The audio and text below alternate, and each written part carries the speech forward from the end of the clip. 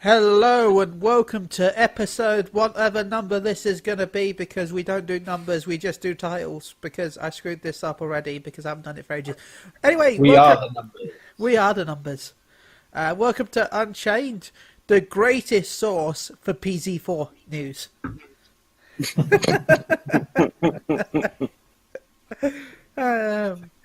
I'm your host this week, Chili. I have taken the hosting chair, I think permanently it seems now, because this chair is nice and warm. But I can't just host a podcast on myself, because that would just be me talking to myself like a madman. You did that for 24 hours every week. Yeah, I did that for 24 hours last week. But I did bring some sexy co-hosts today. Ooh, including spicy. Someone that I'm feeding back from. You're getting feedback from me? Oh dear. We've got some sexy Neil. It is sexy me. Apparently sexy, which is He's nice. bolting in to our hearts. Bolt from the blue. What are you saying? How are you, Neil? Yeah, it's like, a bit surreal at the minute. Yeah, go back to this, and then of course, we've been trying this for an hour to get this started. But I had audio issues. It's almost, and you all sound really far away, as if that was some sort of perfect metaphor for everything that's happening. Yeah. Yes, sadness, but yes. I mean, we did farewell stuff on Friday, and that was sad. Yes. I would give you a virtual hug if I could. I don't. I'm a sweaty mess at the minute. I've been cycling, so yeah, not the best. Not the best. But yeah, it's still a bit weird. It was definitely weird earlier when I went to get something out of my emails, and like Stephen had already locked me out. I was like, wow. I bet you still have access to Google Hangouts, though. Oh no, I still had access to it. It's just he redirected my email account. So hang on, I've got a few things to sort out in there first. So, namely, I think a few subscriptions I used through there by accident. So, but yes, it's all very weird. I've still technically got stuff to do. I've got these podcasts, and then I've got a review to finish for Tuesday. And then that's it. Really, that's everything. It's like what if we keep pushing back the review? Then you can't leave. I'll contact the developers and see if I can pull a Sly Cooper. I don't know if anyone here remembers this. It's a long time ago, but I reviewed the Sly Cooper Vita game, and I got the copy in December. And then 2 days before the review was going to go live, we got an email saying, it's been pushed back 6 months. Yeah, I was like, okay. Oh. No wonder this version is lacking a load of assets and water. It's not finished. It makes you wonder why they would think that's a good idea.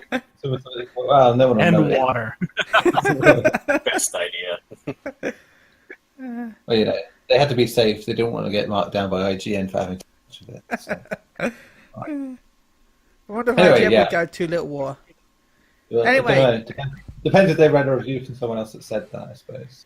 Anyway, I guess I should introduce the other hosts. Even though... we've got a Chris. You got a me, indeed. I am here. And we've got a Garri. Maybe.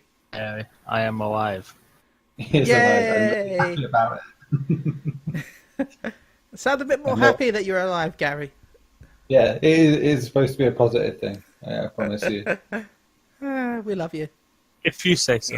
He's just distraught, and still it's all because of you, Neil. Yeah, I know. We're all gonna hurt for a while. I was laughing. I think it's the first time I've ever had a job I've left it with people actually being sad that I'm leaving. So it's been a very unique. So the last website you left, they're like, finally, that bitch gone. With that one, I had there were the personal life issues that I had to deal with, and it's like I don't really feel like doing this at the minute because this is kind of more important. Mm-hmm. And yeah, it was very forumy, clicky, childish nonsense. That okay. And then you met me.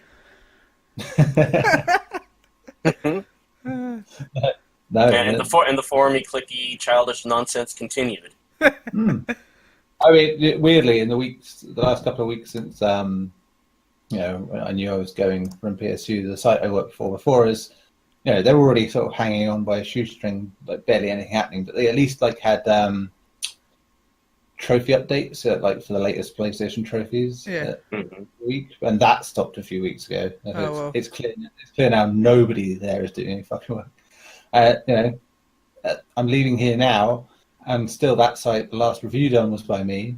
So back in God knows when, 2014, I think it was. So yeah, it's wow. Yeah, don't do that, guys. Don't go down that quickly. Come on, please. Hello, I darkness, my usually- old friend. I usually make them buy me a few drinks before I go down that easy, so you got nothing to worry about, Neil. But hey, Wise. Gary, it was easy for me. I didn't have to buy him shit. He bought me drinks. okay. He bought me drinks after. Like, damn. Delish. Nothing like a 6 whiskey chaser after. You're gonna miss this, Neil. I know you are. That's why you got to come back for like cameos and that. I'm gonna look forward to surprise visits from you now. It's just not gonna be the same without you being here to shudder at my horrible commentary. Man, I just gonna drop in the background when I'm doing work on a Sunday. That's be it. I'll just be there listening to you guys. So it's like standing outside the building where you used to live, sort of thing. Watching everyone having a family dinner, and you're like, that was cute. Why does this sound so in character for you? Even Yeah. I've totally not done that before, I promise. Today. He's not done it before today.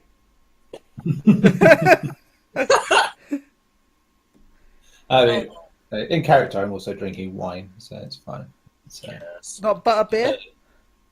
no, not a bit. I had butterbeer once, and I was actually in the Harry Potter part of Universal, so fair point. Never again, because it's disgusting, but still. Anyway, yes, we're all here to talk the video games, aren't we? That's what we do. That's what we're going to do. And we're going to talk video games. The bit of sad news that we did not have a Alfonso this week, but I will be, via the power of magic, adding his audio at the end of the podcast. Ah, that's really nice. That And was very nice. also, we have no Tim. Quick, somebody hit his reset button. Yeah, hang on. Because he's actually being, social and going to a gay pride parade in Minnesota. Soda. Yes! Minnesota. I said it right. Which is fair and fair enough. But of all the things we've got to be here for, that's fine. I'm still upset. He deserves to go have a good time. That guy's been working hard and been worked hard, and he needs to go and have a good time wherever. Oh yeah, he deserves it. No, to be fair, because you've taken the time. you guys have taken the piss out of Pokemon Go so many times that I thought you were just taking the piss by saying, "Oh yeah, he's got a gay pride parade." Oh, no, really, it's true. Oh, I know it's true, but the first thing I thought was, yeah. That's great. So yeah, Tim, I hope you're having so- fun. We love you. Yeah, we do. Yeah, have fun, Tim. We'll see you next time. Neil's secretly pissed at you. Because he didn't come to visit you instead. It didn't come to Scarborough. Yeah, see, Tim, with these guys, no matter where you go, it's a gay pride parade. So whether you're with Ben or Gary, it's going to be a gay pride parade. You know what? Though, you know what? How did I get pregnant? I'm going to go straight into the news with Doom Eternal. I think that's a perfect segue. That's a good segue. Gay pride to Doom Eternal. Let's do this. So, Bethesda recently had another conference, I think. I don't pay... They had QuakeCon, which is... Oh, that was it, QuakeCon. I see, I don't pay much attention because... Change the name by now. Nobody cares about Quake anymore. Change the name. Just came into IdCon. BethesdaCon. Oh my god.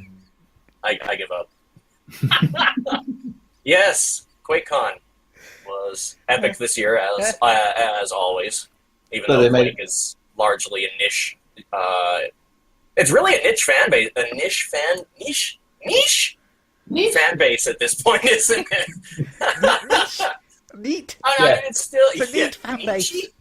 Oh, God. I suppose it's obviously popular somewhere enough that it has, its own fan base and tournaments and all that. So yeah. Well, you got Quake, that free-to-play Quake, haven't you, as well?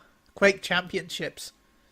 Quake Champions has gone completely free-to-play now. Yes. Yeah. Unfortunately, not getting a console release as kind of hoped. I know it would be very different, but still, it's like... I do know that Quake is pretty much PC crowd at this point only. Yeah, which sucks. No, because it's why I used to play it. Back in the early 2000s, when I was a PC head, alongside being a PlayStation player.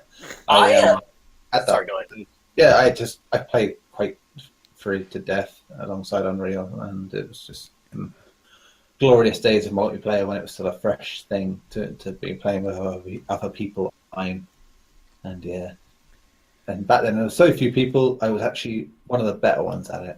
That's the best part about it. So now I'd be lucky to break the top 100 in a minute of players, let alone a week. So yeah, we got some Doom 76 news where they showed off Doom 76.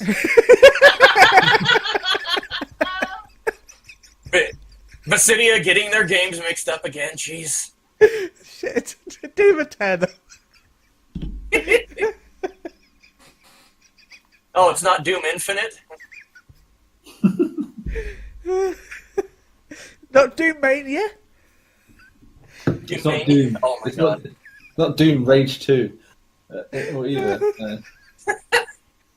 It's gonna be a lot to keep an eye on though, because yeah, we're joking, but look at all those games are pretty much on my must-play list right now, and this Christmas is going to bankrupt me. Yeah, I pre-ordered. I'm not looking forward to it. I pre-ordered the Fallout 76. That looks so much fun for me because I like the idea of an online Fallout with friends. I haven't pre-ordered it. I do too. I haven't pre-ordered it yet because I'm still really gun shy about pre-orders. I want to get in the beta. So weirdly, the only ones I've done recently are I haven't done pre-orders in a long time, but I suppose now I just do, because there's certain things I think, well, yeah, I'm not going to be getting review codes easy for a little while. So yeah. Oh my god, you're going to have to buy games. Yeah, so I have to buy. This is the problem. This is the problem. Like the rest of us, please. My god. That's been the problem. Having that power to buy games more often. The Shenmue collection and the Walking Dead final season. When is the Shenmue collection out? 21st. Shit, I'm going to have to pre-order that. At all. Yeah, I've only pre-ordered Fallout. I haven't even pre-ordered Spider-Man yet. But I'm thinking about getting that digitally anyway. Hello? Hello? Yeah, so you sort of stopped talking and then it went... I heard you guys stopped talking for me. That was confusing. Oh, because I think we were checking to see if you were still talking. Okay, but now it's Spider-Man for me. Spider-Man. I haven't pre-ordered that yet either. I said literally Fallout's the only game I pre-ordered recently. Well, I've got Fire Pro, but then you can't pre-order it anywhere. There's not enough fucking physical disc over here, and it's not up on the digital store as a pre-order yet. So there's that. That's worrying that it's not showing up like that. Yeah. And I think North America gets a physical version of that. We don't. And PES, of course, which I kind of want the digital version because it comes with the better stuff. But it's like,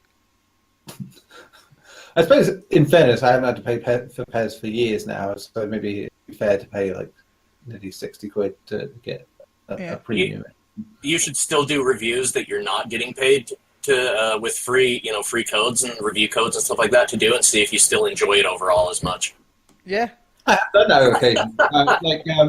I feel the really shitty games that I've reviewed have been stuff I bought with my own money just to. Oh yeah, to like see. the ones with like 99p or whatever, the ones that are really bad. Yeah, like Little Adventure on the Prairie or that Deadland, those sort of games.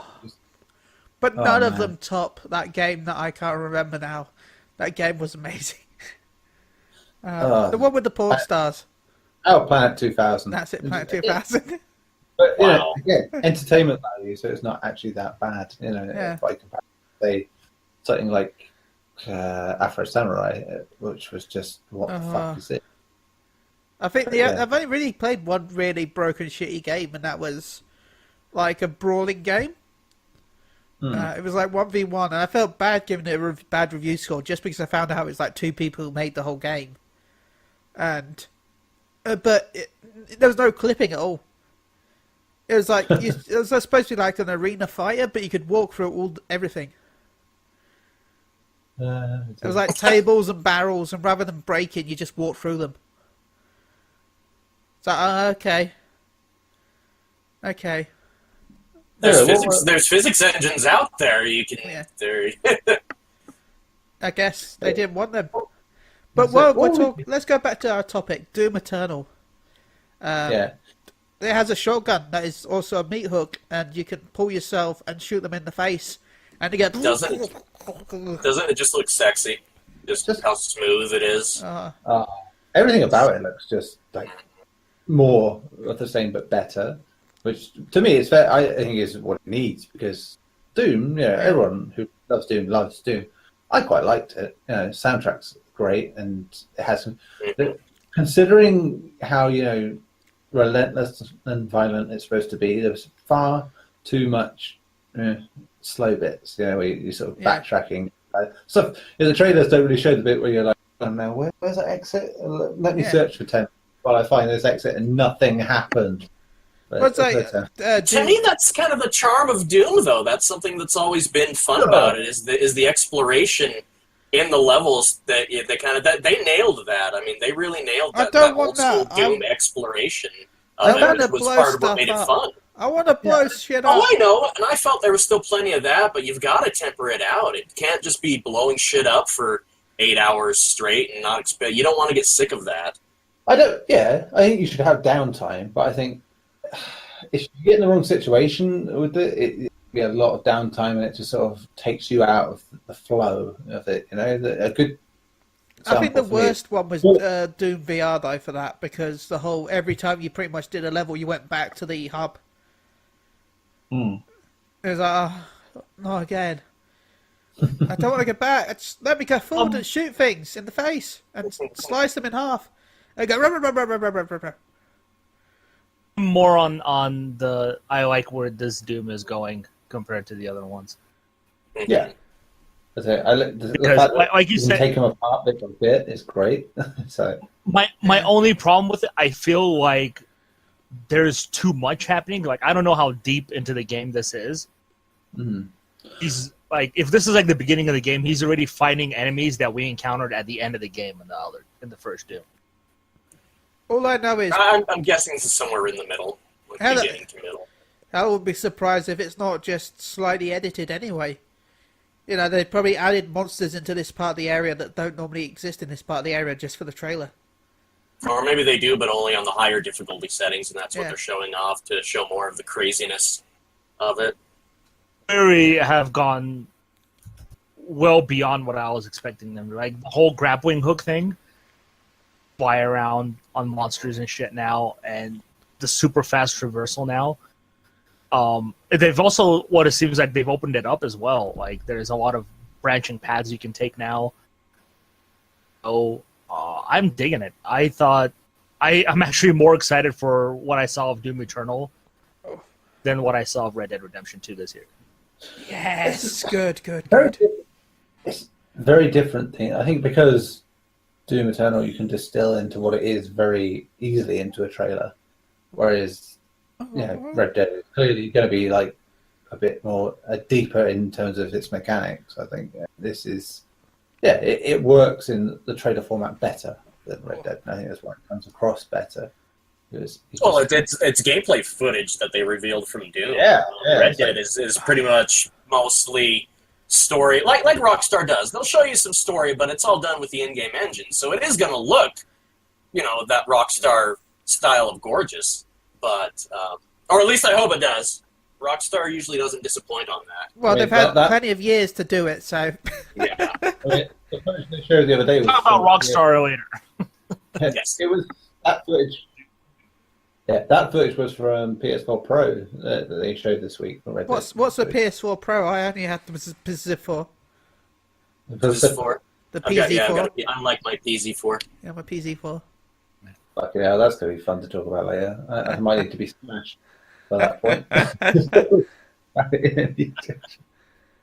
References! Yes, a lot of cool stuff. A lot more futuristic guns as well. Which is good. I like those. Those are my favorite part. Well, they're doing the same thing that they did before. Again, Doom. The first Doom had a certain amount of weapons, and they did the same thing with the first Doom remake last year. And then now they're bringing. Okay, now you've got the cool new meat hook with the double barrel shotgun, which was like when they brought us the double barrel shotgun in Doom 2. So we got the new weapon. Was the meat hook only on the shotgun, or did he just have it and used it? No, it's they're separate attachments for weapons by the look of it. Wow. So you can modify the gun. What you can say is, I could put my meat hook on my BFG. I don't know. I thought that they were all separate, but I only watched the video once. But I thought that it was basically like an alt fire because. The double-barreled shotgun, it's great at close range, so and you want to keep the action going, so why not give it that secondary function? It looked like he had a rifle with a grenade launcher in it too that stuck to the enemies. So I think they're all unless they've said something about it, I was assuming that it was just a gun with a second fire mode. I think I heard from people who were at QuakeCon, I think I've heard it mentioned as being gun mods, basically, so you can just. So what you're saying, I can have a rocket launcher with a grappling hook. Maybe. Yeah. I mean, that could be very dangerous. This is now my favourite Mass Effect. I mean, yeah, because all the sex is pretty much penetration by meat hook in this one. But I'm speaking of penetration, I'm excited for the new enemies that we're getting, or most of them. What am I trying to say? We got some new enemies. We got some reworked enemy designs. So I think they're doing a good job of keeping everything fresh while still maintaining the core of it, which is, like you're saying, I'm sure there's going to be downtime where you can explore and get all the collectibles and stuff. And then they're going to have the intense moments where it's good old classic Doom again. This game even has some double penetration with the fact that people can jump into your game and attack you as monsters. Yes. I don't know how I feel about that. I think there are people that say this when it comes to Doom. They want to complete it on the hardest mode, and then to make it harder again. It works. I understand why people want that, and the fact that it's optional is brilliant. I really hope there's a limit on how many people that can join your game at once, because I have 1,000 friends. From what we saw in the trailer, there were 2 that attacked him, or appeared at the end of the trailer. Okay. They suggest you can team up with friends, so that at least 2 other people, I suppose. I think that would work beautifully if the enemies that the people play as are actually given the same amount of health. So as regular enemies, so it's not like Left 4 Dead in that regard, but it's more like you can go in there as an imp and get killed in 2 seconds, or you can all rush in and gang up on them at once. I think if they do it right, it would be really interesting and not invasive in the sense that like Dark Souls is, where when you get invaded, you're just like, oh my god, no, I can't really right now. If you're not like expecting it, so honestly, I don't know. Honestly, the best thing about reviewing a Dark Souls before it comes out, the bad thing is obviously you don't have any of the hint messages. Mm-hmm. But the great thing is no one can fucking come in your game, and you're like, unless the developers are going to troll you. it hadn't happened on two separate games. At least I'm. But yes, it was. That's always a pain in those games. Hey, at least I've given them an idea now for the next game they release. If you ever listen to this from software, have a section of developers that can jump into the game to troll reviewers. It'll happen. I'm sure it will happen. We shall see. I'll be honest. The NPC invasions that are supposed to be, the Dark Phantoms and that. I got tricked the first. I usually get tricked the first time when I see that. I'm like, is this a genuine invader or are you a real boy? Is it one of being trolled? Yeah. So you're not, you're kind of not sure unless you're playing offline, and then it's obvious. But when you are online and you've been getting invaded, and then they throw an NPC at you, that's always a lot of fun. So I'm hoping that Doom Eternal will have something like that, where it's not like a depressing thing to happen to you, where it's almost seamless, and then after the player gets killed, then they respawn. They can respawn as whatever else. I don't know if they're going to do it random or if you always want to spawn only at like the Hell Knight parts, or I don't know. But I think if they do it right, it could actually be a breath of fresh air in the multiplayer console scene. And it's optional, which is the main thing that you got to remember. It's like you don't have to participate in it, so it's there for the people who really want that extra challenge. And I think that will create a lot more love for that game, if that's the result, because that's the kind of online that would work for it better, I think, because the snap map stuff is gone this time and all that. So there's no snap map this time. Yeah, I mean, the only DLC they're going to do is going to be story-based, so that's good to hear as well. I'm sorry, I'm looking over at our news. We really had a news article about how to get a Vigor mod on Warframe. Really? I won't let you into the secrets of SEO podcast because you don't know who's listening. But yes, sometimes you have to just do stuff like that because yes, there are people that don't know. Sadly, my brain hurts.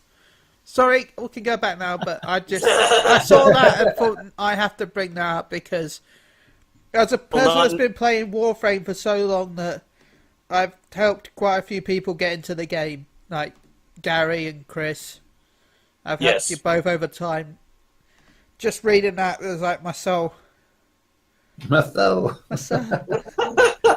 Well, see, that's why you basically carry all of us noobs all the time. So, of course, you're the only person on the planet that would actually know how to get a Vigor mod without having to look it up first. So that's why we come to you more than we go to the wiki usually when we want information on it, because you're a walking lexicon. And how do I jump in Warframe? How do I find Warframe? What's a Warframe? What's a Warframe?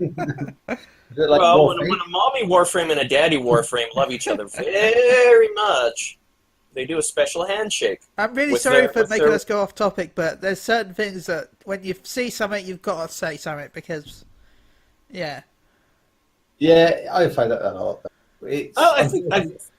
There are a lot of people who are very casual in gaming and they don't have the access and the care that we do about this sort of thing. They just want to know the answer and they don't really care if they look like dickheads for looking because so and to have those answers are there. It's why you get every fucking movie on the planet that's big explained to you in greatest detail because they're a thick fuck who can't understand the end of any film unless someone tells it to them on the internet. Or in the case of YouTube, someone makes their own one up with how it should have ended. Yeah. He, hi, she. That's a good thing. And this is it. There's a lot of people who don't want to, not maybe don't want to, they don't have the capacity to sort of have things figured out in their head properly. They know things a certain way and they don't want to try and figure out stuff any other way. Okay, so, I'm going to give everyone who's listening to this a little Warframe tip, okay? There is a chat box. When you press start, there's a little chat box at the bottom, right? Yeah. If you go to region, and 90% of questions you ask will either be answered by players or there's actually bots that have trigger words that will tell you when stuff will happen. Yeah. Are you saying I can trigger bots? Yeah, you can trigger them bots. Get triggered! Yes. Bots get triggered. Trigger that. Actually, there was for a while they did have a bot that was like bugged, and if you said certain words, it would just kick you. No. Fudge creamsicle banned. What? That can't go wrong, surely. No. But I know that certain names, like Adam, would get you banned. Wow. You said Adam in the chat, you would just get a 2-minute ban.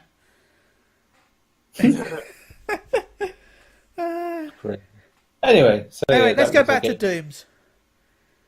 Was it the still invasions. We were just finishing Doom. We were just finishing it with invasions. Yes. Right. Good, bad. I just have one word because I want to go to the next topic. Good, bad. Yeah. Neil. Good. Garri.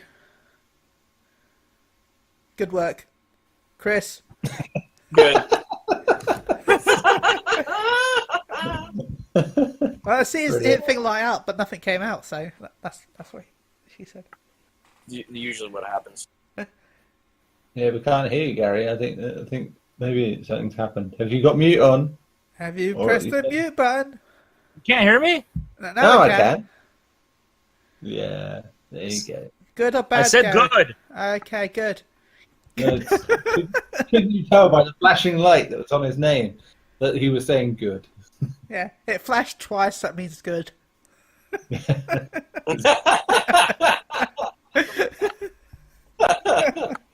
I know when I get flashed twice, it means good. So hey. But when you get flashed 3 times, that's when it's too much. It's bad. Yeah. Yeah. Then there's no point carrying on. The key to flashing is you want to do it quick, so you give them a flash. Yeah. That's it. Otherwise, you're giving the goods away. Yeah. And while we're talking about giving goods away, maybe we should talk about some Fallout 76, because they also showed some of that during the QuakeCon at Bethesda's. They did, didn't they? Yeah. For some reason, I can't remember seeing it, but it definitely happened. I actually watched a little bit about this, because I feel like a little bit of vomit in my throat. I'm looking forward to it. Yeah, but you would. I understand why. It's the kind of, it's a cool Even game. my mic went away for a second there. It literally just went, whoop, bye. It just slid down your throat because you were so excited. I'm just so excited for all. But yeah, but basically they showed off the leveling system. It seems you're capped at 15 points. 15 What? points. You can get to level 50, Garri, but you can only have 15 points in each thing. In specials. So each stat is the max. Yeah. Yeah. Well, But you can get to level 50. Every level you can pick a card, and then Any card. pick So a card, any card. Am I playing a mobile game? Is that what you're saying? Yeah, pretty much. Because every 2 levels, you get a booster pack where you get multiple cards, and those cards can be used for stats and stuff. And then you can merge cards together to make cards more powerful, but they use more point stats. I think the max he said that they use is 5. Every mobile game that I hate. Thank you. They said most of the stats are designed to help teams. So there is a one stat which they called Lone Warrior until Todd Howard said no, Lone Wolf, mate. It's Lone Wolf. Where you can increase your, I guess that's single player based stuff, but they talked about the charisma stuff a little bit. They talked about the stats. They talked about the fact that you'll get. I didn't watch this part exactly, but they talked about mutations, where you can get your body will mutate because of the wasteland. So that'd be interesting to see. Maybe eventually it'll look a bit like me in real life. It'll need quite a bit of mutation for that to happen, but maybe. And they also talked about the fact that if you start a game and you don't like the look of your character, you can change your character's look at any appearance at any time you want. And it's not a paid DLC. I want to mention this because a lot of times, especially when it comes to online services, that you'll find that the characters you'll have to pay to change your character's look. At least from the online games I've played. So they're letting you do it for free. That's good. I imagine they'll have you do it at a plastic surgeon spot instead of just any time. Well, I guess any time at camp, maybe. Maybe, yeah.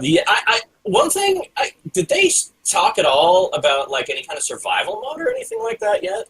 I'm a little out of the loop on that. I don't remember them talking about it really. So I'm curious if they're going to have something like that in there. I'm curious to see how they make something like that work with multiple players. I mean, for those of you that don't know, the survival mode is like extreme difficulty for the Fallout series. It's there's more lethality, so everybody can kill everybody easier, including you killing them easier. And you have to constantly, eat, keep your rads down. Basically, everything you do has another negative effect on you to really bring out how harsh like a future wasteland like that would be if you want to play on that difficulty. And I'm curious if they're maybe going to have a server or something. Well, they talked or servers dedicated to that. Talked about private servers being in the future. So, and then they talked about mods with private servers. So possibly, maybe that will come with like the private server. That'd be good. I think they should do something, and I'm looking forward to seeing like what they do for that. If you could, do the difficulty. And they talked about PvP griefing as well, and then he also joked about how the fact that he doesn't read Reddit because Reddit's the worst. Wise. Anyway, they said that what they're planning to do to try and help with stop grieving is anyone can attack anyone, but if you shoot someone, you will do significantly reduced damage. But if you shoot back, the damage will be increased to normal damage.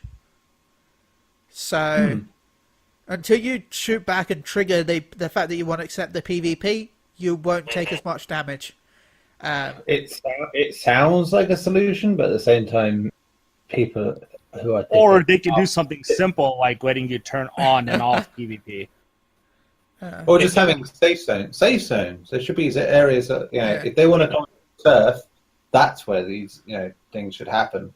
But they've also said that if they kill you without you shooting back, then you will not lose any loot and you will not lose any caps. But the person who killed you, because basically on the map you can see all the other players when you're near them. Yeah. But if you're the one that killed killed someone that didn't shoot you, you become a wanted criminal, and you lose access to the mini-map to see players. And everyone on the map is told who you are, and they will get rewarded for killing you. It's kind of a wasteland justice. I like that. And the reward is out of your money. So it's like a good version of GTA Online's bounty system. Yeah. Exact same system that was in the Division 2. Yeah. Or in the Division. And that's why that game failed. Yeah. But this sounds like a better implementation of it, I have to say. It's always difficult because there's too many ways people... if someone wants to be a dickhead that badly, they'll find a way. We know that. But this is a way to force them into finding that way so you can correct it for the next time. They've confirmed when you die you will lose items, but it will only be junk. You won't lose weapons or armor or supplies, but you will lose any junk that you've been carrying around with you. So say if you picked up a load of, I don't know, cheese wheels, and a load of wedges, and a load of screws, if you die you might lose some of those. I get cheese wheels being in Skyrim, but in the post-apocalypse, why are there cheese wheels? Why are there wedges? There are no cheese wedges there. Well, I was thinking potato wedges. No, I was thinking door wedges. Oh, I thought you walked into a Nando's or something. It's like, oh look, irradiated chicken. That's great. Hey, Now that'd be fun. people I'd still find a want radio cheese wheels in the future. This peri peri sauce doubles up as a flammable weapon. That's why you go for the very hot one. Yeah. And now we need a flaming mutant chicken launcher. Modders can do that for us. Modders can do Yes. anything. So yeah, there was some information about Fallout 76. The beta, it's a bit weird. Basically, if you pre-order, you're guaranteed into the beta. But the first few entries will be lottery-based. Yeah. And then slowly over time, the beta will include other players until everyone that's pre-ordered is included. Now, there's one thing that I'm iffy about. I'm like, oh, that's a bit controversial. What's that, Gary? Go ahead. Oh, that's a little bit controversial. That's not my favourite Mass Effect with this news right now. The saves from the beta to the retail release will not be deleted, and the beta is the full game. So basically, it's basically an early release of the game. It's not even a beta.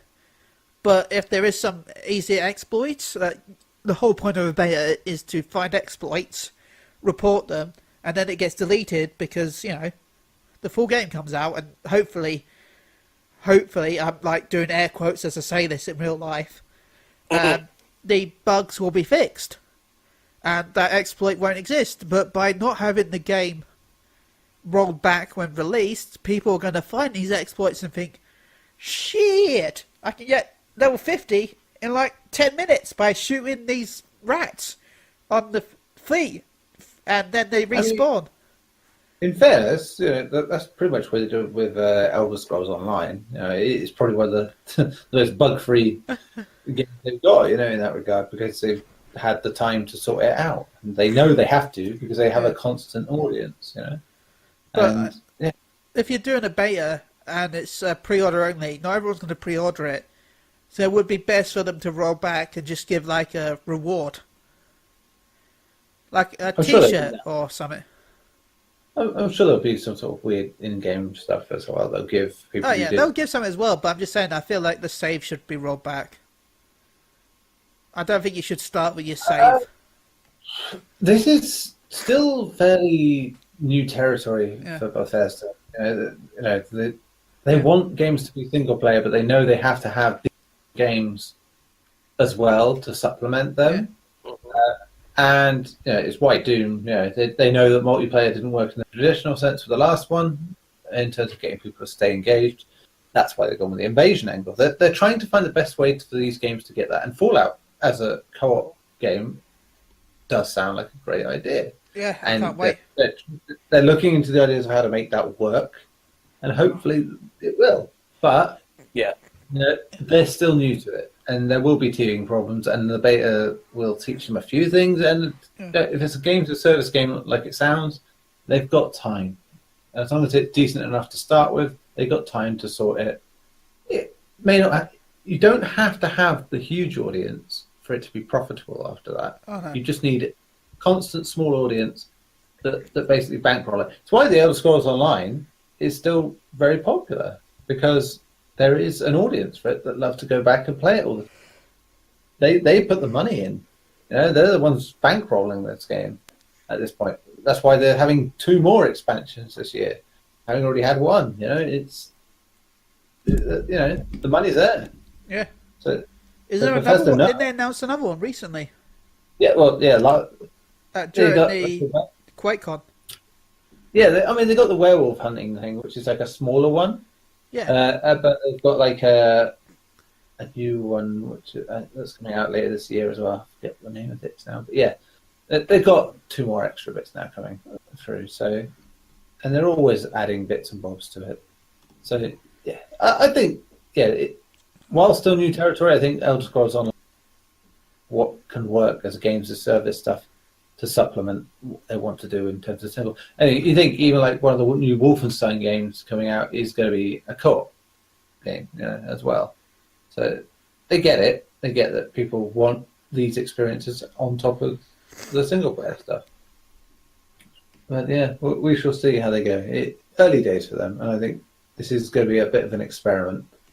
And they had the finances to correct any problems in that, because they don't really care if it bombs at launch, because they can correct it. They did it with Elder Scrolls Online as well. It didn't do great when it launched originally, but they've built it up over time, and they've gained an audience that matter for them. Yeah, good point.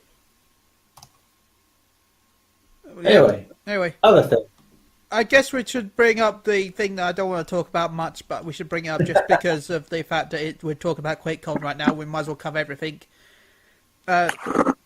They talked about the Elder Scrolls Legends, about how it might not be on the PS4 due to crossplay buggery shit thing. But anyway, that's enough talk. Yeah, I will say if that was a problem, Elder Scrolls Online. Yeah. I just wanted to, I thought we got something, I should bring it up at least, otherwise people will just think I'm a fanboy. I think this is, if they're trying to force Sony's hand, this is the absolute worst game to try to force. Yeah, it's like, no one who has that gives a shit, They're like Fallout 76, you might have a chance. Yeah, but people will not care. Generally speaking, when you hear people shouting about this, it's a minority that just want to rag on companies because apparently fun isn't allowed in this industry, and they must find every critical thing possible without any context.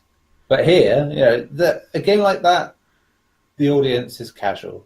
They don't give any fucking damn about if they can play with people on another console, because they don't care about other people. They care about what their game does. That's it. But still, I had to bring it up just so we can balance out all the QuakeCon news. Oh, exactly. I'm just saying this is why I'm saying it. It's just because I think the context has to be there with them. Anyway, yes, carry on. Before we get to the best part of the news, I'm going to bring up the fact that XCOM 2 collection's been announced for PS4 and Xbox One for retail, which was free originally for PlayStation Plus, right, at one point. Well, the base game. Yeah, the base was, not with the DLC. But now you can get with the War of the Chosen, the Meaty Alien Hunters and Shin's Last Gift DLC packs and some cosmetic goodies. It'll cost $60 and it's out August 14th. If you want the full list of content, go check out the article by some guy called Neil Bolt at PSU.com. I don't know who he is, but I'll miss him. Some stunning chap, I assume. I heard that his smile causes people to, I don't know, sentence. And while I'm talking about something I don't know, let's go to what everyone got a little bit a bit of a chop about. At least I did. The PS4 Pro limited editions, and why are you so beautiful? Why are you? Why you're too beautiful for life? I wish I could afford it. That's all. Right now. This gorgeous translucent PS4 with the copper. Fairness, you can get the controller separately. Yeah. So, and that looks nice. So I might go with that. You get with the controller for sure, and the PlayStation camera as well. Yeah. Yeah. And I've already got one of them. And they're gold headsets as well. Yeah, but you want something that will last you, not break as soon as you take it out of the box. As a fact. I mean, the big thing to note here is that the fact that this is happening because it sold. PlayStation. There's been 500 million PlayStation sold since the brand started. Which PlayStation 4 is like people are assuming just PlayStation consoles combined. Yeah. But that probably makes it the most successful company, I think, really, in terms. It also means that it pretty much confirms that the PS3 sold 88 million, if I'm rightly. Nintendo overall is around 330 million combined. Yeah, I mean, you did get apart from the Vita, which even with strong Japanese numbers didn't sell great by comparison to the rest. Sony have just had a very consistent sales package. They've got 200 million plus sellers in the PS1 and 2. 280 million plus sellers in the PS3 and PS4. where the competition is a bit different. And in the PSP, their first handheld that still sold in the region of 80 million. So yeah, the consistency is there despite their troubles. They know how to course correct and stuff. Nintendo, as much as they make wonderful games and stuff, when they fuck up, they don't tend to own it. They're like, look at the GameCube. That was a brilliant console, but that sold like nothing because it wasn't accessible, and that's great because Nintendo don't have to worry about that. They want to go out. Well, they had that issue back then of like, oh no, video game consoles for video games. Nobody will want to put DVDs in their console. Yeah, and I get it because we think about it. Though we had this argument when the Xbox One S came out. People were going, "Oh, this is a killer feature because Blu-ray player in it. There isn't one in the Sony one." It's like, what for all 10 people that give a shit? Yeah, and it's like, well, it's a different time now than it was back then. Where exactly. Then DVD back then, was people had like 56k modems. Yeah. Then it was like, DVD was revolutionary at that point, and it was the first real jump. Yeah. Since VHS, Blu-ray is just like, oh, this is a bit nicer. It's like, that's it. But making it Sony, very wise in that because it ended up being the accepted thing, Blu-rays. Yeah. As much as it can be championed as being a great feature to have a 4K Blu-ray player in Xbox, it's like it still wouldn't be happening if Sony hadn't won that particular battle. Yeah, we would have been having like 4K HD DVDs. Remember those? Terrible name. Hey, Thanks for bringing that up. To be fair though, we might have got Spyro on disc then. No, to be honest, Activision probably would still make you buy the disc. None of it on the fucking disc if they could. Sorry, but I had to bring that. I can't believe that they have to. It's a PS1 game that they've remastered and they happen to sell. I'm sorry, you can't believe that Activision would do something that would prevent you from selling on their games for any kind of profit for yourself. I guess that's true, but it's just... Shame on you, man. Shame on you. It's terrible. They are horrible heathens in the gaming world that don't get enough credit for how fucking awful they are outside of Blizzard. That has to be said. Look, they delist games from the store like 3 days before they delist them, so people don't know they're being delisted. They put out half-assed remasters, aka ports, of games from last generation and charge full whack for them. And are we talking about Marvel Alliance? Yeah, so. That's ridiculous. I mean, that's ridiculous. They wasted Spider-Man license. They wasted. They could have just ported. They could have just ported over Spider-Man 2 from the PS1, and everyone would have been happy. They took the company who made the most revolutionary first-person shooter series in modern console gaming after GoldenEye, and made them make 2 fucking forgettable games in Destiny 1 and 2. So, by firing everyone that actually mattered at that company, because they didn't make enough money. It's just, So good job. That's all I can say on that one. Those are not my favourite Mass Effects. Oh, and they also took over the company that made most of the great games on the N64 and made them make Kinect games. It's almost like they don't know what they're doing, but they still make money regardless. It's called Call of Duty. It's almost like they're pandering to the very people who don't give a shit about any of it. And Anyway, back to celebrating. Thanks to PS4. PS4 Pro. It's $499, I think. And it's 2 terabyte hard drive. Yeah, and it's see-through, and it has a copper plate with the number. There is 50,000 being made, and there'll be competitions. So good luck, because the competitions will be... You've got more chance of that than you do than buying it from scalpers. Which is 9%. Somebody they walk out the store with it and taking it from them. No, I'm sad. I'm really upset that it's only 50,000 units. Like, it's super upset. And I'm sad that it comes with a mono headset. It should have come with a stereo one, to be honest. I know it's just a cheap one, but come on. Come on. I just don't get it. Like, Sony knows people want it, and yet, 50,000. People are going to end up scalping the fuck out of it. That's the worst part about it. He's selling it for, like, $1,000, and that's money Sony could make. The sad part Instead, they want is the assholes to make it instead. the sad part is they could release two versions. One with the copper belt that says, "Oh, this is the sexy, super special one with the 2 terabytes," and the copper little bit at the front that says, "Oh, this is numbered 49,999 out of 50,000." And then they could sell the second one, which 1 terabyte, without the little copper thing that's slightly different. I think Sony should make everyone fill out a census that wants one, so that basically tells them how their incomings, their outgoings, everything like that. See if they can actually afford it. And it's like, nah, you're a spoilt brat, and you just want one of these to sell on. So fuck you. That's fine. We'll give someone who can afford it and is sensible with their money. I mean, that make sell a lot slower, but people that give. No, they should just make you send like pictures of if you got any rare merchandise. Like I've got to work in, what's you call it? The little PS. They had the VMUs for Dreamcast. The PS1 had that in Japan as well. Oh, the PlayStation Pocket. Yeah, I've got one of those.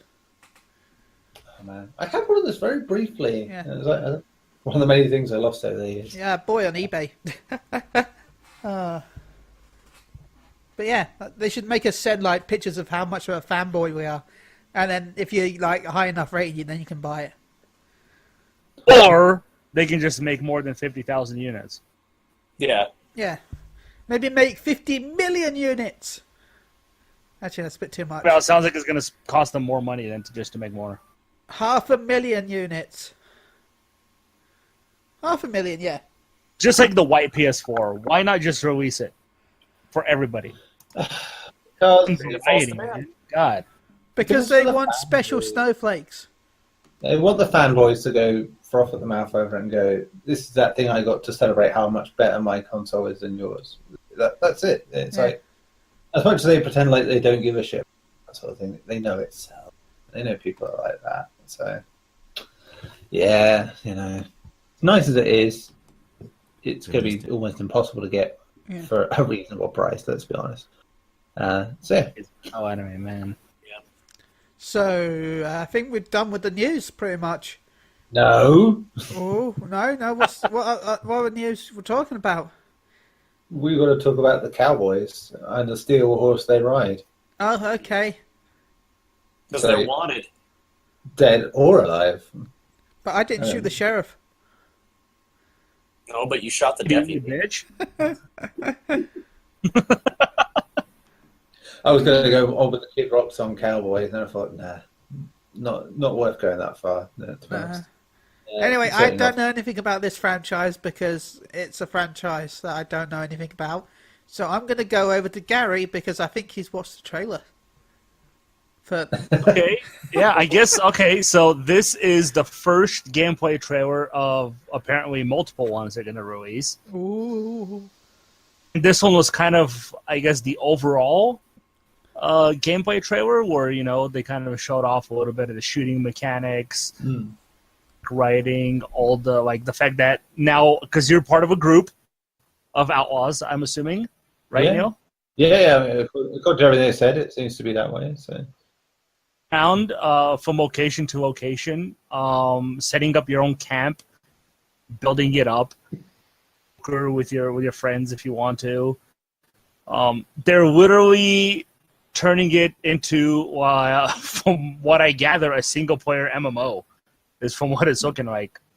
Yeah, the shit that they're adding. It's squad management almost. Yeah, it's. I like it more to strategy, if anything, because you're doing this sort of team management stuff of AI in that regard. But they want it to be a lot more than that. I get that. Yeah, obviously you won't just be doing stuff like poker, but you can provide for the camp if you want. This is the other thing they've pointed out quite early on. It's like you don't have to do any of this shit. It's like it's just there. If you want to get more immersed in the game world, you can really dig in and get happy with your campers. And that would be great if that works out well. I mean, it reminds me a lot of the talk we got with GTA 5, and a lot of it, to be fair, is true, what ended up being in there, but it's probably not the right audience for it to appreciate it, I think, the detail that could be in there. And I think the same may be true of Red Dead. Outside of a lot of outside of critics and people who are really into Rockstar games, I think a lot of the detail will just get lost on folks, and they'll be like, "No, it's boring because this, boring because that," and they'll think they have to do this, they have to do that, and they're just being wankers who are going to be ignorant about it. And yeah. Thank you, Neil. I'm glad you said something about it, because when a game has so much to do that you're like, oh, it all keeps pulling me away from the stuff I want to do. Go fucking do the stuff you want to do then. It's a game. That's how the games are meant to be played. That's it. Don't get pissed off at the game because you're like, oh, I can't focus. Well, fucking take some Adderall and do it. Damn.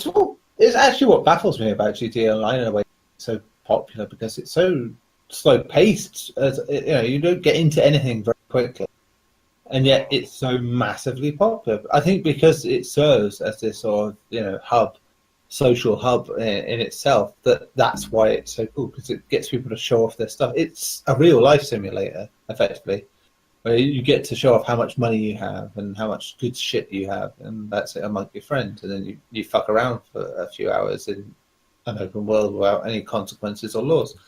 And so that's perhaps where its niche is, and it's a great big niche. They don't need to worry about being rapid fire gameplay. I think you might need it a bit more here with Red Dead, because it doesn't have that modern vibe that most people are hooked with GTA Online, where they're like, yeah, this is my fucking Lamborghini type car, and here's my super gold guns and all my swanky clothes. The gold guns will be in Red Dead, I'm guessing. Yeah. Here's my private jet. I mean, you're going to have that in Red Dead, let's be honest. Here's my private horse. Here's my private horse. He's gold. Oh, man. It's going to get... Diamond-encrusted horses. But name it Butt Dive? Butt Stallion? Butt Stallion? Butt Stallion? Yes. Butt Stallion? Oh, my God. I'm curious. I'm curious if the Red Dead will have some type of. If you're part of a band and it looks like they're doing something like that, if they'll have any kind of like drop in, drop out gameplay or what? I think they might do the same thing they did with GTA 5, which is they'll start out by saying, "Here's a single player game, online 2 weeks after the game comes out." Well, this is the game will get you used to the idea of teaming up. Used to the idea of certain mechanics and ideas we've got, such as how we handle heists or how we handle, in-game interactions and stuff, and that will act as a prepper for Red Dead. And they'll, this time hopefully they'll learn, how many people they got playing it, and go, yeah, we've got the servers to cope with this. They've got 10 people playing. Oh shit! No, there's billions. Well, I mean, I'm sure we're gonna get all of that next few gameplay trailers, because I'm pretty sure they're going to talk about multiplayer at a later date. All I'm going to say is, if they say, "Oh, you can play the single player in co-op," then I'll be like, "At first you've had my interest, but now means." I don't think it will be. I mean, just because it seems like a very deep and immersive world, and if you take a character out of that by making it be a real person, I think it would sort of ruin the balance they're going for. Going with what you were saying on the trailers, with the multiple trailers, Gary, it's like when they did the same thing in the last months before GTA 5 came out, and the online trailer was one of the last ones, and that's when they revealed that you now have to wait 2 weeks till after the game comes out, because we want you to enjoy the single player stuff first, and then get used to the mechanics of it before we get into it. Yeah. But I reckon, the online trailer will be one of the last ones we see before the game comes out, without a shadow. But more on this one. Let's see. They've revamped the hand-to-hand combat. Mm-hmm. It's going to be a much bigger part of the game this time. They also added a really cool thing, which I noticed, where you can kind of dual-wield your guns. So if you don't want to reload, he just automatically switches to the next gun that he has. And I thought it was really cool to see it. I don't know if you guys noticed that, because he was shooting with his ammo and just instantly pulled the rifle out and started shooting with that. It looked really cool. Yeah, I like that you can talk yourself out of trouble and into trouble, that sounds properly Old West. And it's like, see how much of a dickhead you are, that you get shot to pieces every time you have a conversation. You're doing something wrong. It's But yeah, I like the idea of just being able to charm your way out of trouble. That will make it the best Mass Effect. World they've set up where you can kill somebody and then you'll encounter a lady who was really pissed off because you killed her cousin, I believe it was. Yeah, something like that. And she was like pointing out to everybody who you really are and what you did. Yeah, I think hunting's going to be a big role now. Yeah, they're making more fuss about that. That's I think that's going to be one of the things that gets misunderstood massively when it comes out, much like the torture scene in GTA 5. I think that the message that they're going for, which is like, if you're going to go hunting, you have to understand this is a brutal and horrible thing, and if you want to get that, you're going to have to finish these animals off. And people are going to just you're going to have a lot of people with opinion pieces going, it's sick and disgusting towards animals because you had it about the torture. I get the torture thing because I think in that game, they didn't quite nail the message they were going for, which is like, yes, torture is pointless and horrible, and this character has just proved it by doing it. It's like, no, it's the people saying, oh, look at this thing, isn't it shit? And then proceeding to do the thing, and that's one of the weakest ways of parodying something. But projection. Back in the Old West, they had to hunt to survive and eat. Yeah. Oh my god! You're telling me there's not like a McDonald's back then? Fortunately, well, I'm sure there was, but it wasn't called McDonald's, and you probably shouldn't eat there. So you sure it's not McDonald's then? It's the old McDonald's. the literal first McDonald's, the originals. The old McDonald's. You can sell. You go out and you sell pellets and meat to make money.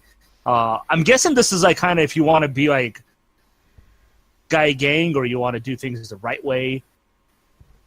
It'd be cool and interesting to see if like maybe you can become a sheriff if you obey the law a lot instead of being a criminal. But I am the law. Oh, We know, the problem is with this game is we know Arthur Morgan isn't around for the events of Red Dead Redemption, the main character of this game. So something's going to happen to him. Either he's fucking off, or he's getting dead, killed. Jim. I saw a suggestion earlier that said that it was like, maybe you get a twist where you end up being John Marston as he kills Arthur Morgan, at the end near the end of the game, and that's where the transition lies. And I hate that ends up being. What if you're secretly Arthur Morgan? The whole time. What, me? I am. The whole. Yeah, Neil. You are Arthur Morgan. I am. Well, you are Arthur Morgan the whole time in the game, but as it stands. But I think everyone was expecting this twist because of Red Dead Redemption's big twist. Yeah. So, yeah, we shall see. Did you go, Gary, or you actually? Still here for now. Oh, that's all right. Okay. See, I might Not cut today. off. So. Not today, my friend. So, Okay, yeah. So, was that everything, Gary? So the next trailer they said is going to be focusing more on story missions and bank heists and stuff like that. ooh, Actually, really looking forward to. I should also point out another mechanic they added is I think something they took from, I guess, a mixture of the bullet time, GTA 5 and Max Payne 3, where you kind of go into the slow motion and you can select targets and then just take them out with quick fire. That was in the last game, right? I feel like the way they're making it sound is they're kind of changing it up a little bit and how it works. Yeah. I can totally get it. Yeah, I can get that. They would definitely have taken something from that as well. Max Payne 3, because that obviously came out 3 years after Red Dead Redemption. But yeah, it's kind of like what I see Rockstar always does. They release games and then they take something from that one game to implement into their next game. Remember that time they took that engine from Ping Pong and made it GTA 4? Yeah. Well, Max Payne 3's multiplayer clans basically became the progenitor of GTA Online. Well, the gun system of Max Payne pretty much became the gun system of GTA Online. Or GTA 5, should we say. Yeah, Yeah, he did take a part in there as well. Yeah, so yeah, they do learn. That's been my main concern over the last few years. Since GTA 5, they released nothing, for once, and that means that they haven't had other games to experiment with. I mean, they have in GTA Online, done a lot of experimentation in terms of modes and stuff. But yeah, there is that problem. I don't think you can go creating sky courses in Red Dead Redemption 2 in the same way. Well, you don't know. Life finds a way. By the way. I await nitro powered of the game. I guess we should talk about what we've been playing recently. Yeah, I suppose that's not a bad idea. Go with someone else for a minute so I can top up my drink. And yeah, I'm going to have to go AFK for a second, so I'm going to have to go with someone else. Chris. Wow. Chris, jeez, this is putting a lot of pressure on me. Go talk to Garri about it. All of a sudden, man. So, I honestly have not been playing much this week. I've been focused on a lot of other things, but I've still been... No, hear me out. I'll make it interesting. I'll try to. No, I've still been playing quite a bit of Fallout 4, and honestly, I've fallen into this, maybe I'll do, like, a mission here or there, but I've been so into all of the, what the hell is that? It's the DLC. It's the manufacturing. I know I touched on it briefly a little bit earlier, but I'm just having a lot of fun with it, building all of the stuff together to make ammo and like ammo that I use. Like I've got a really powerful double shot Gauss rifle, so for every bullet it fires two. Pretty awesome like enhancement I was able to find. But it requires the 2mm electron ammo, which I found out you can make using the manufacturing system. So putting that together and trying to rig up a system that's like self-contained that just rotates things through and automatically makes it for you and pulls the useless stuff out. And it's fun to figure out. You're basically programming, people who do this kind of stuff in Minecraft are familiar with. Fallout 4 still has that functionality. It was pretty... or I should say that functionality that they introduced in Fallout 4 is still a lot of fun to make use of it. So, I've been more engaging my creative side this week, and Fallout 4 has been my outlet to do it, among all the other stresses and things like that in life. So, as I've been doing it, that's kind of been what I've been focusing on, is just kind of being creative on my own and just kind of developing that as my hobby. And eventually I will come out with my super awesome, like, Rube Goldberg ultimate construction machine in my main camp, and, I'll move on to the next project. Or I'll do what I do with everything else in my life and give up halfway through. Saying as how you're doing something pointless in that game, I don't blame you for giving up on it. Well, isn't this all pointless in one way or the other? But if I'm having fun doing it, then it's not pointless. If I'm having fun doing it, it's not pointless. That's what you've always told me, Gary. So that's what it is. I mean, very few games are going to have some kind of thing you take is going to teach you. Impact. Yeah, you're not going to have it. Not every game is going to be a journey. Well, not every game's going to be an Edith Finch. Yeah, I was just thinking about that. So, games are primarily started out as being, I want to say fun, but they also started out being ways to just claw your money out of you in arcade machines. Man, it sure does go full circle. Yeah, did it not? To be fair, though, with the whole money thing, I picked up all those DLCs for Fallout 4 when they were on sale as like a bundle, so I got everything for, or it was the Season Pass. The Season Pass was like 50% off, plus a little extra with a PS Plus a little while back. And so I got that, and that's been my main focus for that. I actually haven't even done like the Nuka World or anything yet. I'm looking forward to that. But I'm just having fun wasting time. Yeah, fantastic. The DLC, not great, some of it, but it adds something to the game, It's like Nuka World one. I know, it's good stuff. I mean, the best one, was the island stuff, with the Misty Island, and that was the problem with that when it launched was the fog on that island just basically made the game run like absolute shit. And they eventually fixed that problem. Yeah. Otherwise, that was a really, really good bit of DLC expansion. I have to say, it's one of my favorite Bethesda expansions in terms of what they did. And Nuka World just felt a bit like a downer after that. It was all right. Just I'm not that much for amusement parks in terms of unless I'm actually at one and participating in the rides. And, I like VR ones. But yeah, you don't really gain the danger, you know. That's enough danger for me.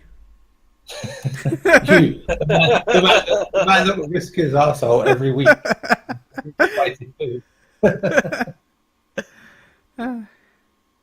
But that's pretty much all I've been doing. I've had a lot of, I already mentioned I've had a lot of other life stuff going on. So that's been my gaming life pretty much. A lot of anime to catch up on this week for the anime podcast. So that's been my other focus. Unfortunately, I don't have much new to discuss about anything awesome like Dead Cells or anything new I'm reviewing. Just kind of took a step back and enjoying myself a little bit and just. That's not nothing new right there, Chris. It's like, well, no, there isn't, but I'm doing it in a different way. It's almost like a virtual Connect set. So I'm like super like into it right now, just kind of doing that. But yeah, is anybody else ready to go? Perhaps Garri.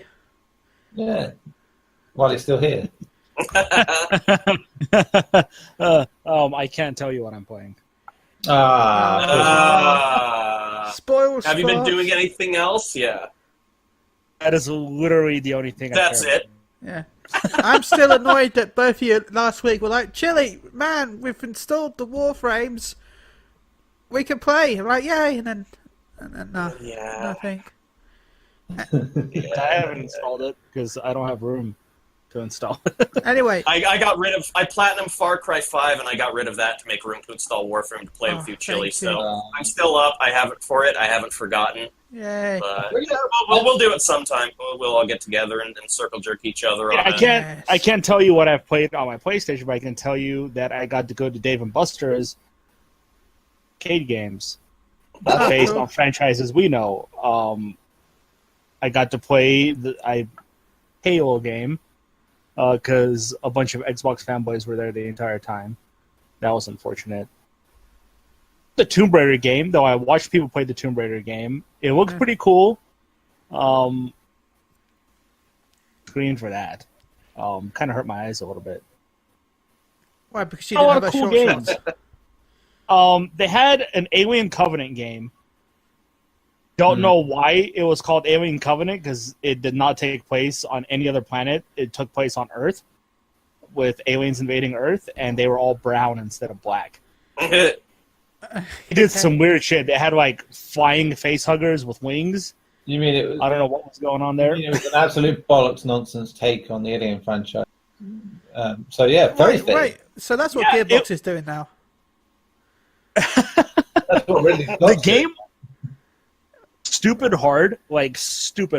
We only got past the first level, and we spent like way too much credits on that. Easy hard game. Some Mario Kart on the arcades. That is a massive departure. It's fun from the console version. It is fun. We've got it down. We've got an old version down here at the beach. It's a lot easier, in my opinion, to drift and all that. It's so much easier to drive with a wheel than it is with a controller, I've discovered. There's a Luigi's Mansion we got to play. That was a lot of fun. I know we're not a Nintendo podcast, but that was really sad, by the way. Maybe he's not dead. Rip Luigi. Nobody dies. It's no sadder than watching gamers, let's be honest. Oh, too soon. Too soon. Not soon enough. Just a crap ton of arcades there to play. Dave & Buster's is awesome. I'm surprised they can get so many licenses for arcade games that are exclusive to arcades. Guys ever get a chance to go, because they have some pretty cool stuff going on there. Let me fly over to America. Nice. Don't they have anything like that where you are?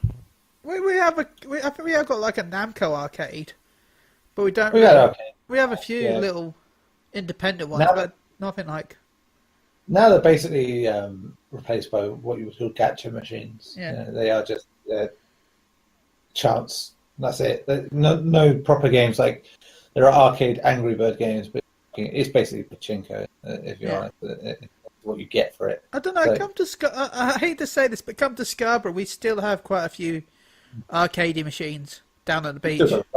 In fairness, you still got the stick and a hoop down Yeah, there. So. we still got donkey rides. One crazy game I did get to play was Mario and Sonic Go to the Olympics. Oh, yeah. Holy shit, that thing is pretty much like going to the gym and doing every exercise you can possibly do. That's amazing. I got to play a couple of them. So there's the long jump, and what you do is you sprint as hard as you can in one spot because it has like a pressure-sensitive pad to get your speed running. For the long jump, you literally have to jump as high as you can and land on the machine. And I feel like I was going to break the damn thing, but damn. A workout on that sucker. Wow. And I also did the, what's the Olympic sport where you like twirl the big ball that's on the chain and you got to throw it as hard as you can? Hammer throw. Yeah. Hammer throw. And it has like these two massive round joysticks. And you pretty much grab those and you spin them as hard as you can. I played that. Yeah, that is fucking weird. And the swimming as well, you got to use your feet and the two round joystick things at the same time if you're doing the swimming competition. Anyways, They should put that game in every high school because that's all you really fucking need. Seriously. Nice. Yeah, I was pretty much dead after playing that game, but it was a blast. Oh, yeah. Okay, well, I'm going to That's talk. really all I can say. I'm going to talk about my games first, and then Neil, Yeah. you can take over for the last bit of the podcast. I think. Yeah, that and Predictions League. Yeah, Yeah. that's it. Yeah, I suppose that's the department. I will talk about. I played Warframe. There we go. Done. Go ahead, Neil.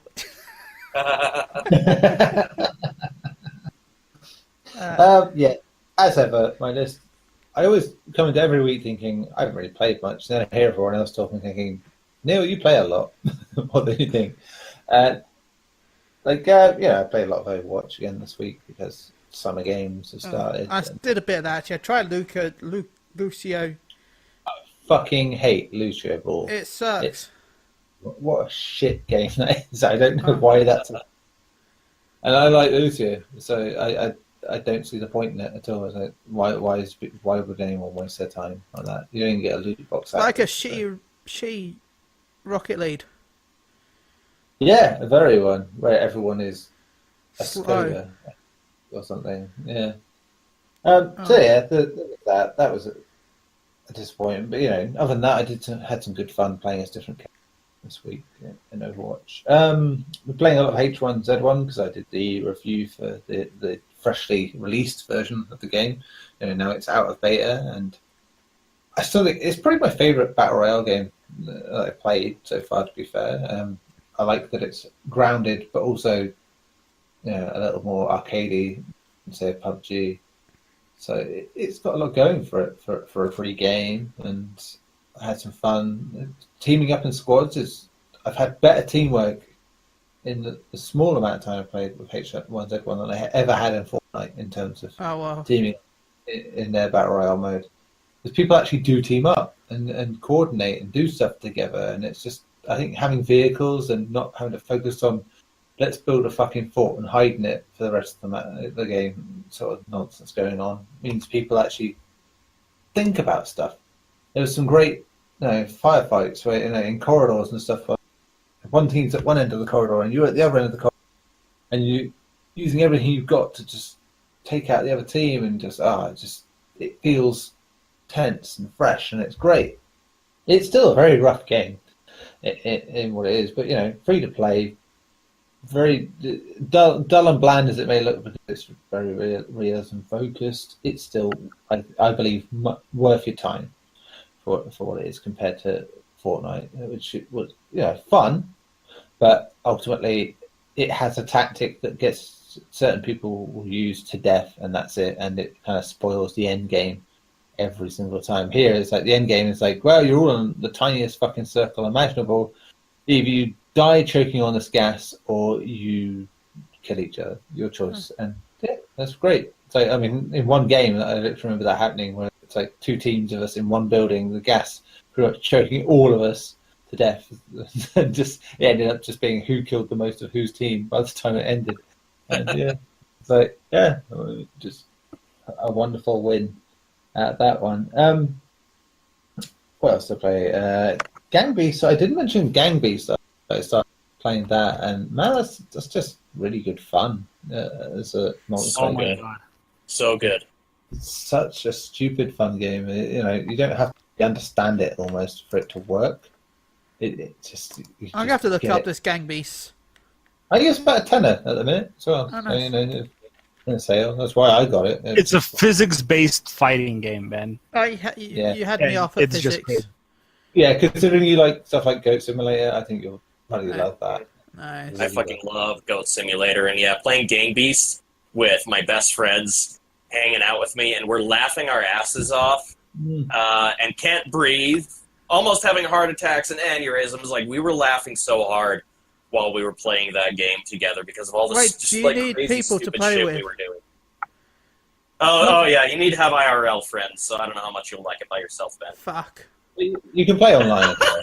I don't have those. I mean, I have one of those. I think down the line, I would like to play some games with you guys, and we'll make sure that we've got games like that. That'd be cool. Yes. It's like you don't really have to concentrate on greatly and still have a good time. I think it's the best thing you could say about it. Before I get to the main thing I want to talk about, it'll be out by the time this goes out, so embargo-wise.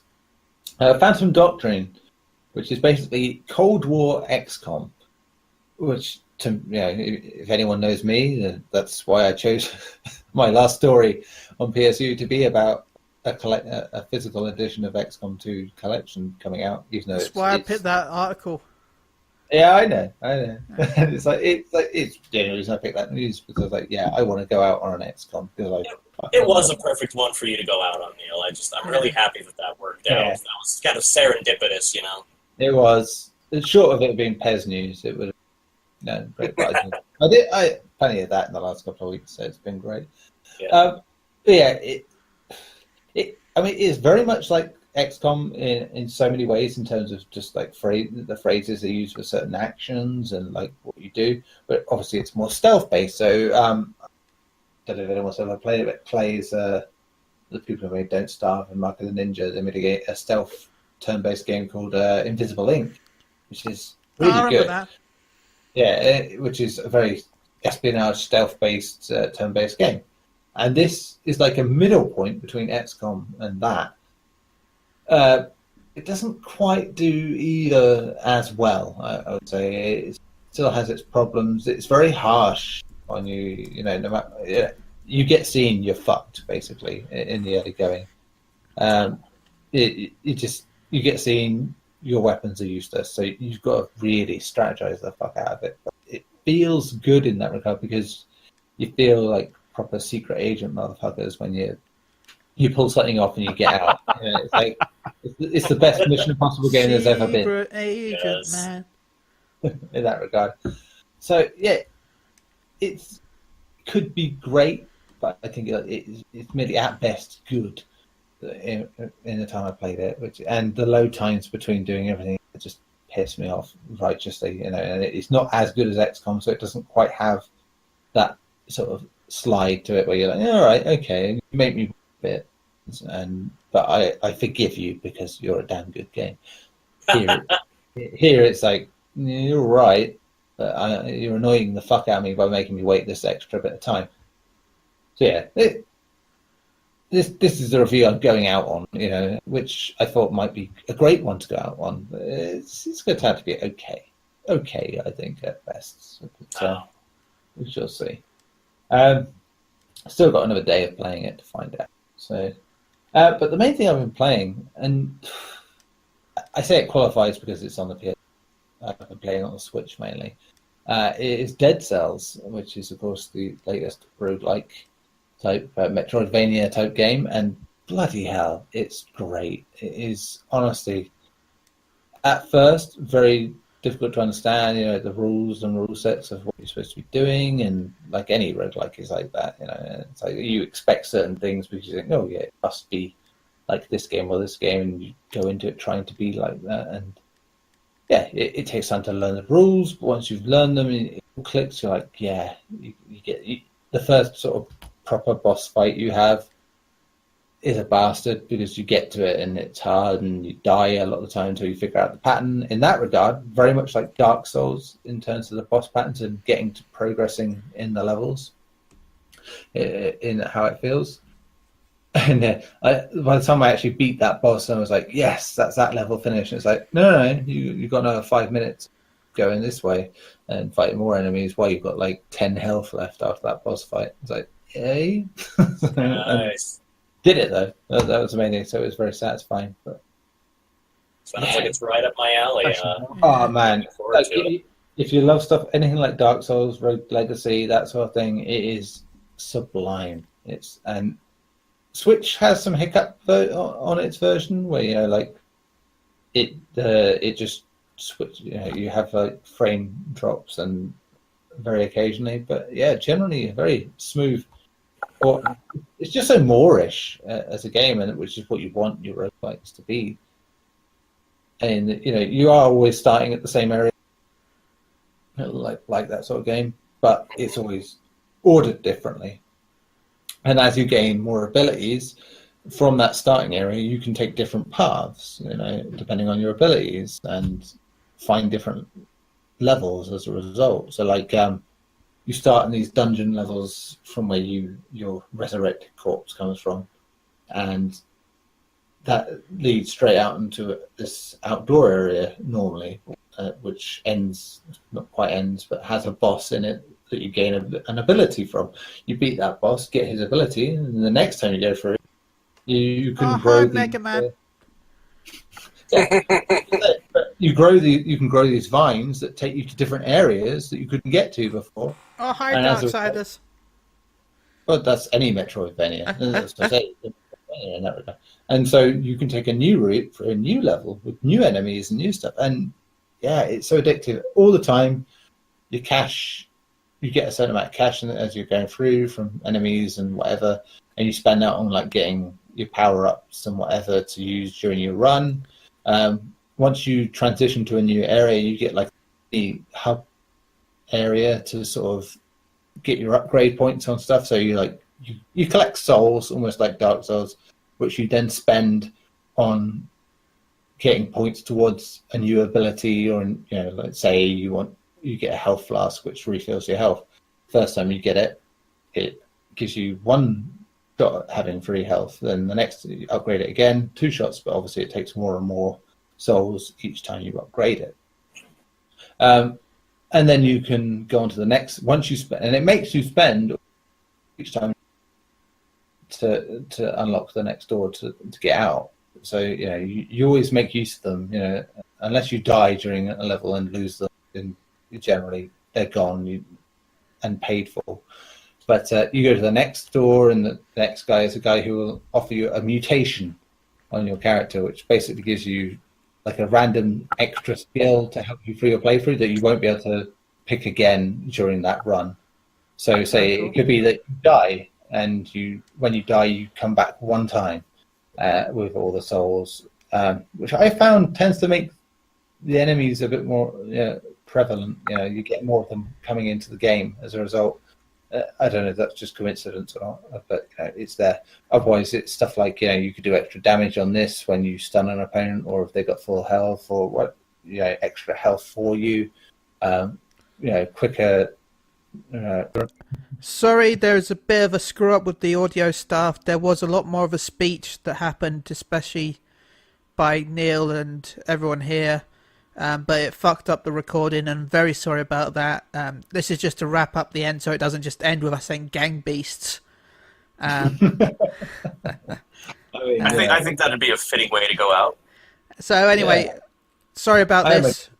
I don't know what happened. So please look forward to already hearing the anime podcast.